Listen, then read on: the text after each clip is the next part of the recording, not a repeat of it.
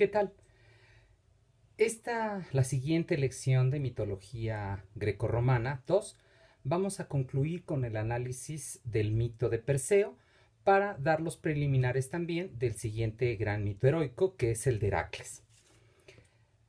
El mito que nos evoca Píndaro, que es la lectura siguiente que hicieron, si bien tiene que ver con el mito de Perseo, lo aborda desde una perspectiva muy diferente a la de Ovidio, como podrán haberse dado cuenta, porque aquí pareciera que es Atena y su odio especial hacia Medusa lo importante del mito y no la heroicidad del joven. Así que tenemos un enfoque diferente en esta pieza. El joven héroe Perseo casi es un instrumento de la cólera de la diosa, y eso es quizá la intención que tenía Píndaro. La obra de Píndaro, la breve pieza de Píndaro, luego de una introducción en los primeros versos que nos introduce al héroe, en este caso al atleta que el poeta canta, nos lleva directamente hacia el mito. Comienza por caracterizar a las gorgonas y lo hace de una manera especial, adjudicándoles un adjetivo que da a entender la configuración misma de la figura mítica. Las llama Thraseian Gorgonon, como si con ello nos evocara ya la razón de por qué Palas Atena está disgustada. El adjetivo significaría, entre varios sentidos, insolentes, atrevidas, impertinentes. Y las contrasta directamente con Atena cuando la diosa es presentada en el verso al principio y al final, dándole la importancia que regularmente tiene en la poesía una figura cuando encabeza o cierra el verso, y en este caso lo encabeza y lo cierra.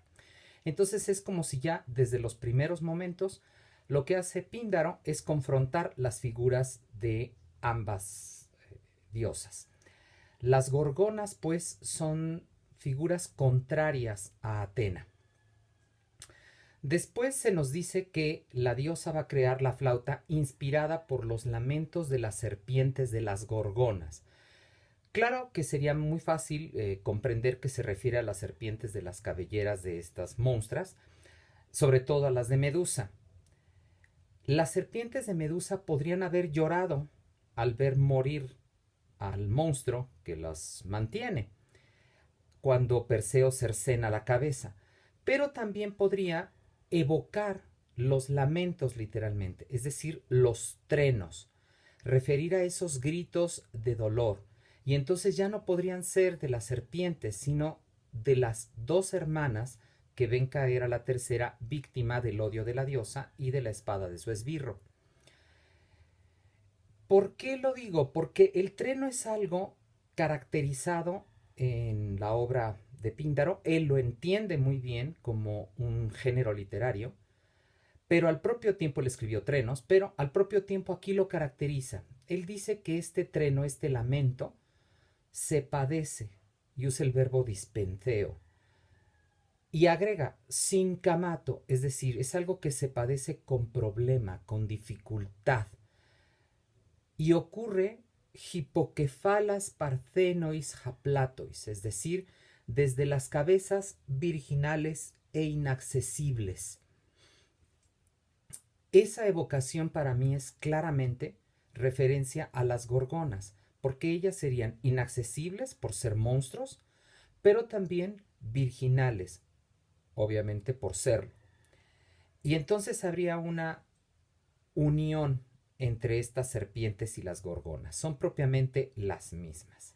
Su idea de intocable proviene, como les digo, de su carácter de monstruos, pero también de su carácter de doncellas. Las doncellas, las vírgenes, son también las intocadas. La relación, pues, entre serpientes y gorgonas es clara, y veremos que esto tiene también que ver con el entendido de serpiente, gorgona, mujer. Para todavía reafirmarlo un poco más, traería yo a colación que Píndaro dice que el sonido de ese treno se derrama, leibo, y tendría que evocarnos un líquido forzosamente. No solo es el hecho de que se mencione este dolor, sino que es como un líquido que se derrama y obviamente a mí me evoca el veneno. Viene luego la presentación de Perseo y de su acción, que es clasificada por Píndaro como destructiva, al señalar el verbo anio, anisen, dice el texto. Anio significa destruir o aniquilar por completo, extinguir. Si solo está matando a Medusa, no podríamos pensar que necesariamente está extinguiendo a las gorgonas, pero Píndaro deja en claro, dice Triton casignetan meros, es decir, la tercera parte fraterna. El término casignete es exclusivamente femenino. Así nombra, por ejemplo, Quinto de Esmirna la relación que hay entre las amazonas. Así que es una hermandad no tanto biológica, porque esa sería simplemente Adelfos o Adelfe en el caso de femenino, sino que es una especie de sororidad, de hermandad entre las mujeres, o bien de fraternidad, porque también existe casiegnetos, la forma masculina, aunque es muy rara, solo aparece o más frecuentemente aparece la forma femenina. ¿Cómo entender entonces que esta tercera parte fraterna o sorórica es la aniquilada? Bueno, porque va a morir Medusa, pero al matar a Medusa, a eliminar una de las tres gorgonas que son como una unidad, se elimina al propio tiempo a las tres. De hecho, se comprueba porque en el mito las gorgonas, por más monstruosas que son y porque en algunos casos llegan a tener el mismo poder de convertir en piedra a quienes las miran, no vuelven a aparecer nunca más en los mitos griegos. Perseo desde el principio acaba con todas, con solo matar a Medusa. El vínculo es indisoluble. Al matar a la única mortal es como pegar a las gorgonas en su única parte débil, y por eso las extingue y con ello extingue el peligro de las otras dos. Es pues la tríada femenina de las tres gorgonas, las tres diosas, que con solo eliminar a una, las demás quedan aniquiladas.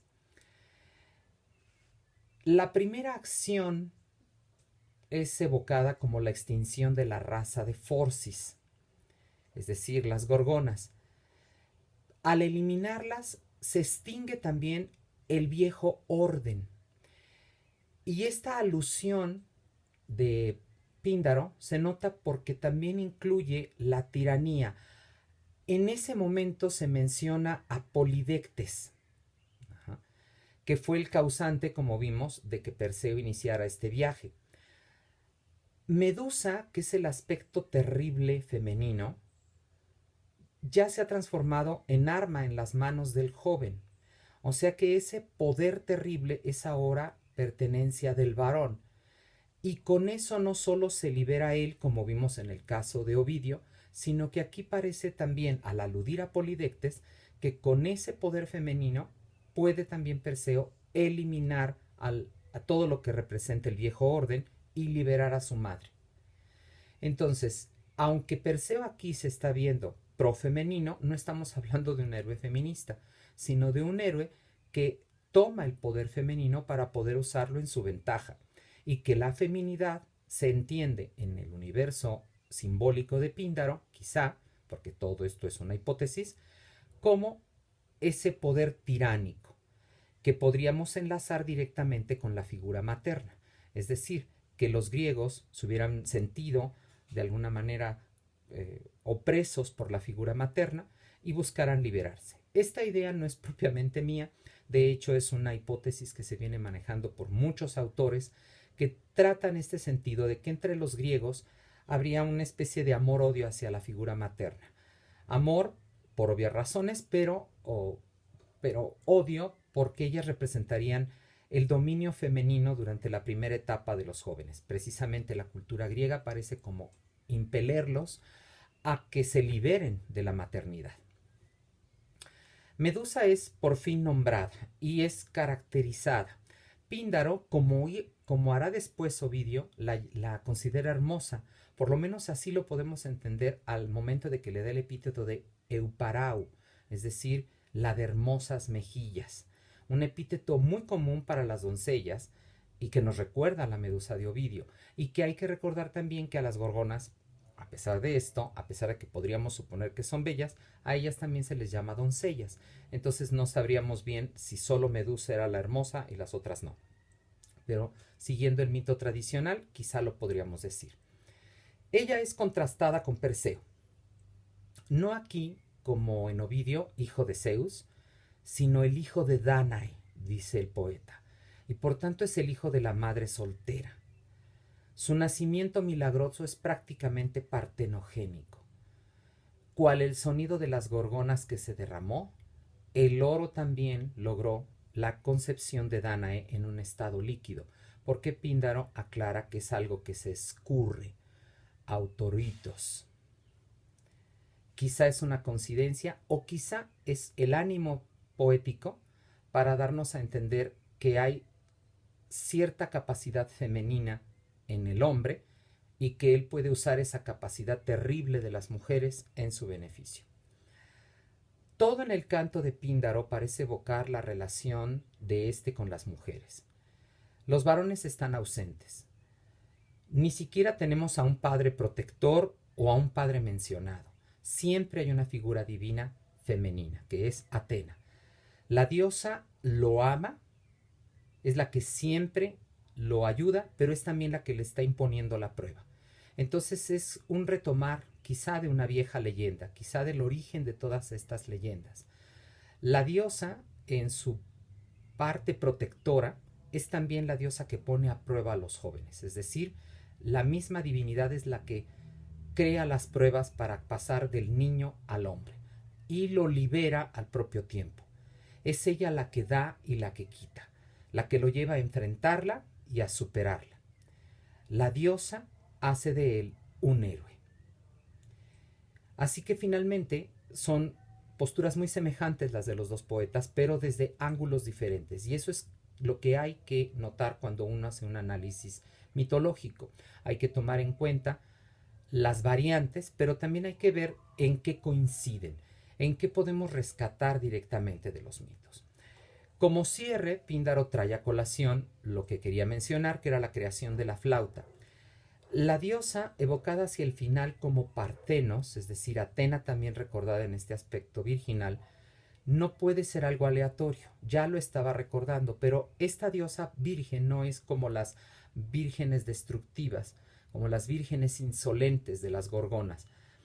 Ella es aquí nombrada Getheos, o sea, literalmente la dios, porque ella sería entendida ya desde este momento y en una personalidad casi clásica como es la de Píndaro, que ella es la deidad, es decir, la deidad por antonomasia. Y aunque esto no suene muy ático, quizá tiene que ver con ese mismo pasado que yo creo se evoca en esta leyenda que retoma este autor. Muy bien. Bueno, cambiemos ahora de héroe y vamos a iniciar con quizá la figura más interesante de todos los héroes griegos, que es Heracles.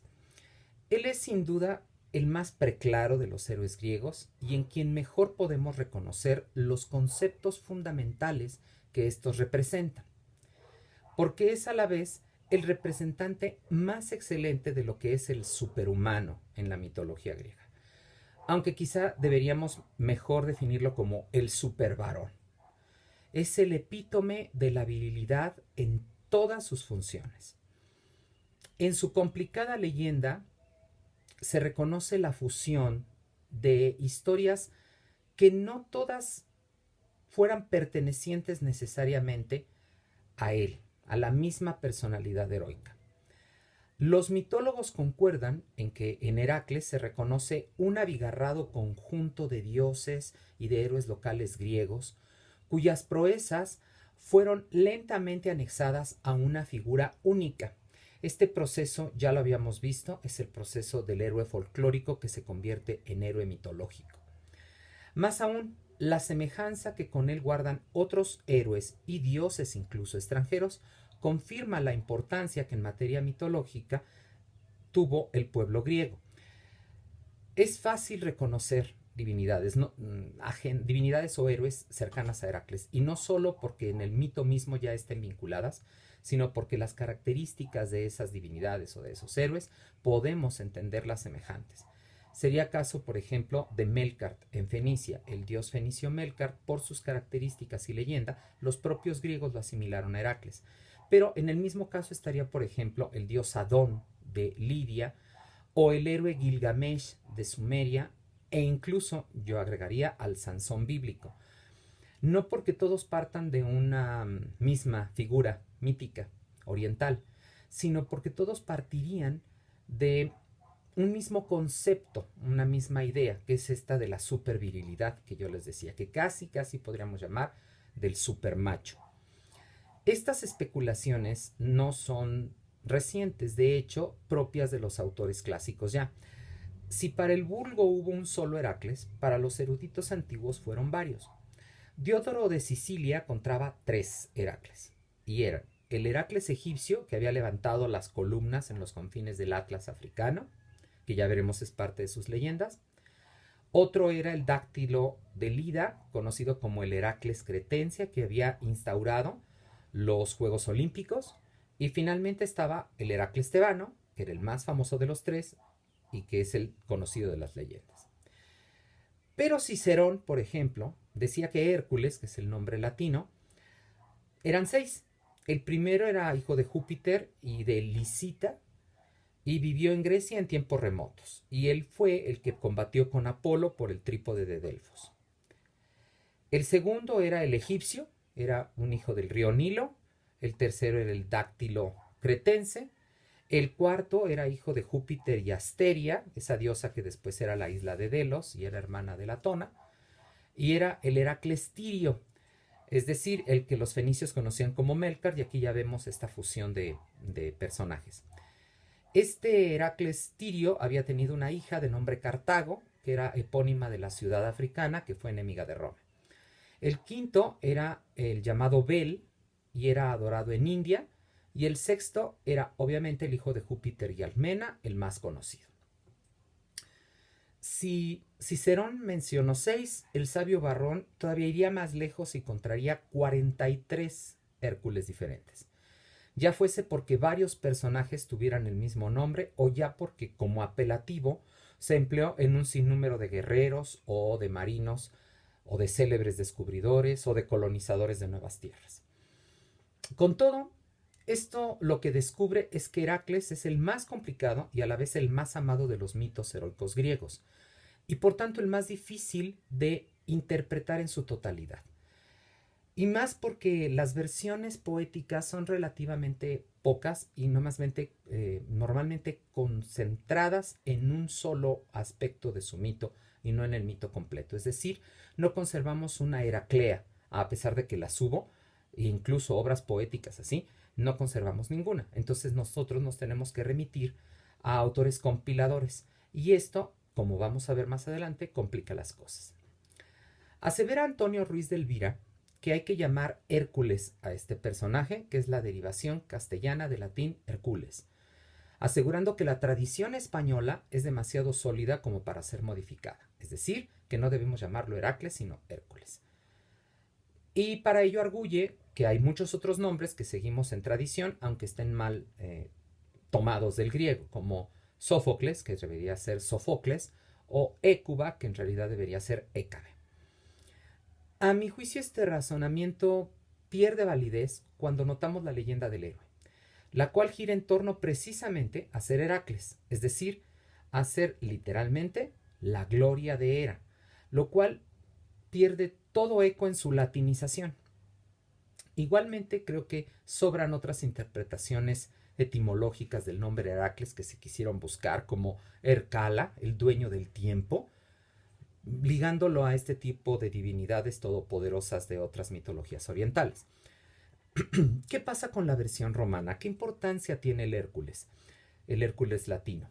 La versión romana del héroe griego es muy difícil de averiguar cuándo y cómo entró en el Lacio, pero debió ser muy temprano, a juzgar por encontrarse templos suyos ya dentro del Pomerium, esa área sagrada y prístina de Roma. Se celebraban los ritos de Hércules en el Monte Palatino y en el Monte Aventino, y solo participaban las más rancias familias del orden patricio de la urbe, Así que la llegada de Hércules o de Heracles griego a Roma debió ser muy temprana. El mundo latino debió recurrir a mediarse con las colonias griegas y del sur de Italia, y Hércules es una figura importante. Simplemente hay que recordar que la colonia de Tarento es una colonia espartana y los espartanos se decían descendiente de Heracles. Entonces es obvio que su vínculo fue muy temprano, que fue adoptado rápidamente por los etruscos y después por los latinos, si no es que a la par. La primera mención oficial del nombre Hércules aparece en el 399 a.C. y ya lo incluyen entre las divinidades griegas. Incluso el Hercle etrusco aparece desde el inicio en relación con Uni, que sería la Juno romana posteriormente, y el antecedente sería la era griega. Así que hay una relación y entendemos que desde el principio la leyenda de Hércules está relacionada con la leyenda de Hera. Así que creo que nuevamente tendríamos que aceptar el nombre Heracles. Es posible que, como antes hizo con sus contrapartes orientales, Hércules haya absorbido a otros dioses locales, latinos y sabinos, si bien lo que resulta más atractivo es que siempre aparezca como pareja de Juno. Hércules va a ser amalgamado a la figura del genio en Roma, ese espíritu que se encuentra en cada hombre, así como una Juno anida en cada mujer. Y por ello los hombres juran Mercle, es decir, por Hércules, y que solo sean hombres los que sirven a su culto en el Palatino. Entonces hay como una particularidad del Hércules romano, que es este vínculo con la virilidad, que aunque ya lo tiene el Heracles griego, esta vez en el Hércules latino es como más notorio. Sobre su culto en el Palatino, y de hecho sobre el establecimiento de Hércules en Roma, el mito refiere que ocurre durante uno de sus trabajos. Es su viaje, como ustedes ya verán después, por la majada de vacas de Egerión y su regreso por tierra. Y allí se hace célebre el hurto de una de las vacas, o de un toro, según otra versión, por un ladrón local latino, Caco. La muerte de este ladrón y el establecimiento de un culto, de su culto por el propio Hércules, que solicita incluso la inmolación del toro robado, nos hace entender que es una raigambre latina o es un vínculo latino entre la figura griega o la figura extranjera con el mundo romano. La presencia de Caco e incluso la mención de la ninfa Carmeta resuenan así a una relación con la tierra latina, pero el personaje que entra también en la misma historia es Evandro. Es un griego, según las fuentes latinas, venido del Peloponeso, y esto ya nos sonaría a una fabricación helena, a un innegable sentido etiológico, que buscaría justificar aspectos rituales que completaban las fiestas que se celebraban en el monte romano, y que quizá la divinidad entonces celebrada terminó siendo fundida con el Hércules venido de Grecia. Ahora bien, el mito de Heracles, el héroe invicto y guerrero, haría también de Hércules asociarse con Marte y Victoria, en tanto que su ascendencia helena como gran amante lo revelaría como dios de la fertilidad de los campos en Roma, de los ganados y hasta de los seres humanos, adoptando también otro campo de acción, que era la medicina, merced a su carácter de dios protector. Todo esto demuestra que nuestro Hércules latino no es sino el Heracles griego, un tanto latinizado, pero nada más, heredado que no entremezclado con nuevos conceptos. Ahora, la mitopoiesis de Heracles tiene 3 etapas que son fácilmente reconocibles. La primera abarca desde su engendramiento, iba yo a decir nacimiento, pero no es desde que lo engendran, hasta el asesinato de sus hijos. La segunda implica sus famosos trabajos y la tercera sus últimas acciones, que son un tanto deshonrosas y que llegan hasta su muerte y su apoteosis. De aquí que sea necesario explorar en algo su leyenda primero, a fin de comprender la parte medular de su ascendencia heroica, que es precisamente sus trabajos, y poder con ello discernir si la tercera parte pertenecería o no al mito de Heracles desde el principio. La de leyenda de Heracles comienza por un complicado árbol genealógico que tiene como tronco común al héroe que acabamos de ver, que es Perseo, como rey de Micenas. Y por eso les preparé un pequeño cuadrito para que ustedes puedan verlo. Ajá, así que me retiro para que se pueda ver bien. Tendríamos pues la pareja Perseo-Andrómeda. Van a tener muchos más hijos de los que están aquí expuestos, son como otros 4 o 5 más, pero simplemente porque nos interesa la figura de Heracles, solo traigo los más conocidos. Perses, a quien ya vimos que fue el hijo que dejaron con los abuelos maternos. Alceo, Electrión, Esténelo y Méstor. Aquí están sus correspondientes esposas, simplemente para que tengan el dato. Anfitrión va a tener un hijo, Alceo va a tener un hijo, Anfitrión. Y Electrión va a tener 9 varones y una mujer, Alcmena. Anfitrión y Alcmena van a estar comprometidos.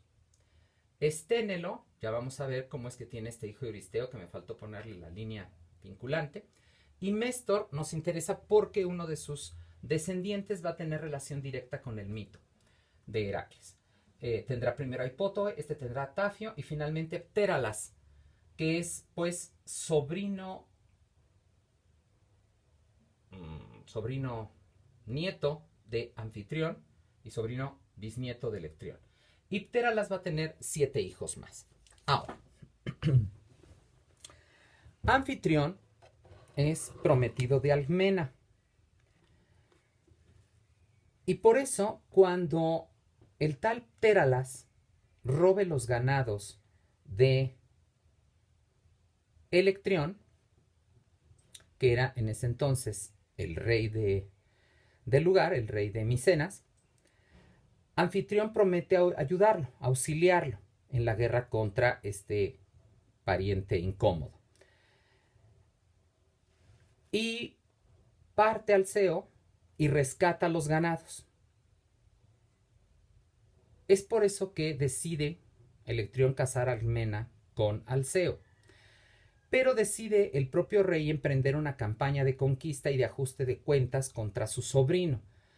Y piensa dejar como regente a Alceo, que es su futuro yerno, pero le arranca la promesa de que no va a consumar el matrimonio hasta que regrese. Anfitrión acepta, no obstante, la expedición no se va a cumplir porque antes de partir, Electrión muere de manera accidental. Anfitrión arroja su pesado cayado tratando de espantar a una vaca fugitiva, y este rebota en la cornamenta del animal y alcanza al envejecido rey, que muere al instante. Esténelo, otro de los hermanos y tío de Anfitrión, aprovecha el incidente para hacerse con el trono y destierra a Anfitrión por el asesinato. Anfitrión debe partir junto a su esposa y con el único de sus cuñados sobreviviente. Y se refugia en la corte de Creonte, rey de Tebas, tío suyo por el lado materno. Y es por eso que Heracles, aunque de ascendencia micénica, tendrá un apelativo como tebano. Las penas de Anfitrión todavía no terminan. Alcmena puso como condición a su matrimonio que vengara la muerte de su padre, dando muerte al tirano que ocasionó todas sus desventuras, es decir, Ptéralas. Parte nuevamente Anfitrión, auxiliado por un ejército que le otorga su tío Creonte, conquista la isla donde reinaba Ptéralas, mata al tirano, se deshace de sus hijos e instala en el poder a su amigo Céfalo. Y por eso la isla desde entonces recibe el nombre de Cefalonia. Pero he aquí que la belleza de Alcmena había ya despertado el interés de Zeus, y para triunfar sobre su castidad planeó el dios una intrincada trampa. Anfitrión regresaba ya de su exitosa campaña, y solo estaba a 36 horas de su amada Alcmena y de consumar el matrimonio. Pero Zeus toma la forma de Anfitrión y se presenta ante la mujer solicitando el cumplimiento de su palabra, porque ya ha vencido al asesino de sus hermanos y de su padre. Anfitrión le va a hacer honor a su nombre y Alcmena cederá. Contaba la leyenda que Zeus disfrutaba tanto la situación que alargó la noche 3 veces, las 36 horas que faltaban para que Anfitrión arribara a la ciudad de Tebas. Este es uno de los más célebres engaños de la mitología griega, y en él podemos atisbar la naturaleza de Heracles, cuando para engendrarlo en una mujer honesta, cuyo nombre significa la fuerte, Zeus hubo de hacerle creer que era su propio marido. Heracles es el hijo de un doble engaño, el de Alcmena, pero también el de Hera. En recuerdo de aquella noche alargada, Heracles va a ser conocido como Triéspero, es decir, el del triple ocaso. Y querían los mitólogos antiguos justificar lo que es obviamente la lascivia de Zeus, asegurando que requirió de 3 noches para engendrar a quien habría de ser el más fuerte, tanto física como moralmente, de todos los héroes griegos. La cosa es que Anfitrión regresa y se encuentra con la novedad de que su mujer es fría con él, y asegura saber perfectamente todos los pormenores de la batalla porque ya se los contó.